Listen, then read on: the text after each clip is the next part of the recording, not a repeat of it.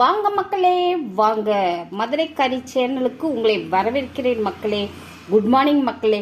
இன்னைக்கு நம்ம பருப்பு போட்டால் அரைக்கீரை குழம்பு செய்ய போகிறோம். இன்க்ரீடியன்ஸை பார்த்துக்கோங்க.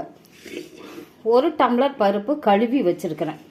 இது தேவையான பொருள்: வெங்காயம், 1 தக்காளி, மஞ்சத்தூள், பச்சை மிளகாய், பூண்டு, ஜீரகம், அப்புறமா கீரை.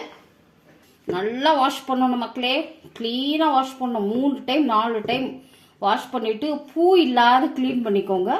பூ இருக்கக்கூடாது. பூ இருந்துச்சுன்னா வயிறுக்கு லூஸ் மோஷன் ஆகும். இப்போ நம்ம இதெல்லாம் போட்டுருவோம். இன்க்ரீடியன்ஸ் எல்லாத்தையும் இதில் போட்டு, ரொம்ப சிம்பிள், எல்லாத்தையும் போட்டு வேக வச்சிட வேண்டியதான். அவ்வளோதான்.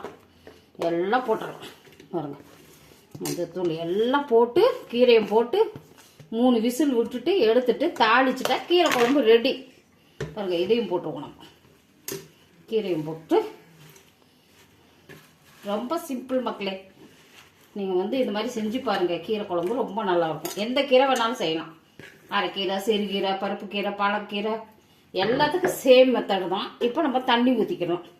பருப்புக்கு நம்ம தண்ணி ஊற்றணும். ஒரு பாட்டில், சின்ன பாட்டில் போதும். அவ்வளோதான் மக்களே. இதை நம்ம குக்கர் வச்சு மூடி வச்சிடலாம். ஸ்டவ்வில் வச்சிடலாம். Very simple. விசில் தூக்கி போட்டால் முடிஞ்சிச்சு மக்களே. பாருங்க, வெந்துருச்சு. சூடாக இருக்குது ரொம்ப. தண்ணி இருத்துடணும். நம்ம எப்போவுமே கீரை கடையும் போது இந்த தண்ணி இருத்துட்டு திரும்ப நம்ம கடைஞ்சிட்டு ஊற்றிக்கிடலாம். இதை நல்லா கடைஞ்சிட்டு ஒரே ஒரு தாளிப்பு, அவ்வளோதான் மக்களே. தேங்காய் எண்ணெயில் தாளிங்க, இன்னும் ரொம்ப நல்லாயிருக்கும். கடைஞ்சாச்சு பாருங்க. சூப்பராக பாருங்க மக்களே எப்படி இருக்குன்னு கீரை. இப்போ நம்ம இந்த தண்ணி தூக்கி ஊற்றிடுவோம் அதில். இங்கே பாருங்க, அப்படியே இந்த மத்தையும் கழுவுன மாதிரி ஊற்றிட்டு இது ஒரு தாளிப்பு, அவ்வளோதான். நம்ம தாளிச்சிடலாம் மக்களே. இப்போ தாளிப்பு போட்டுடலாம். கீரை குழம்புக்கு தேங்காய் எண்ணெய் ஊற்றுவாங்க. தேங்காய் எண்ணெய் இல்லை, அதனால் இதுக்கு வெந்தயம் போடக்கூடாது மக்களே. கீரைக்கு எப்பவும் பாருங்க, நம்ம லாஸ்ட்டு தாளிக்கிறதுனால வெந்தயம் போடக்கூடாது. வெறும் கடுகு, உளுந்தம் பருப்பு, கருவேப்பிலையும் நான் போட மாட்டேன். ஏன்னா பிள்ளைங்க கருவேப்பிலைய முழுங்கிடுவாங்க. அது மென்று கீரை நினச்சி, அப்போ அது போய் ஜீரணம் ஆகாது. கருவேப்பிலை மென்னா தான் ஜீரணம் ஆகும். இப்போ கடுகு வெடிக்கட்டும். பிரிச்சு பாருங்க. நம்ம ஒரு 2-3 காஞ்ச மிளகாய் போட்டுக்கலாம். அவ்வளோதான். கருவேப்பிலை நான் போட மாட்டேன். அவ்வளோதான். இப்போ நம்ம கீரை, இந்த கீரையை ஊற்றிக்கணும். குப்பு குப்புன்னு புகை வரும், அதனால இப்படி ஊற்றிக்கணும்.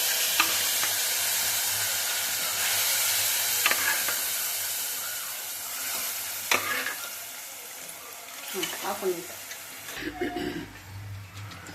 பாருங்க மக்களே. இதை நல்லா அந்த கடைஞ்சி குக்கரை நல்லா கழுவி ஊற்றிடணும் பாருங்க.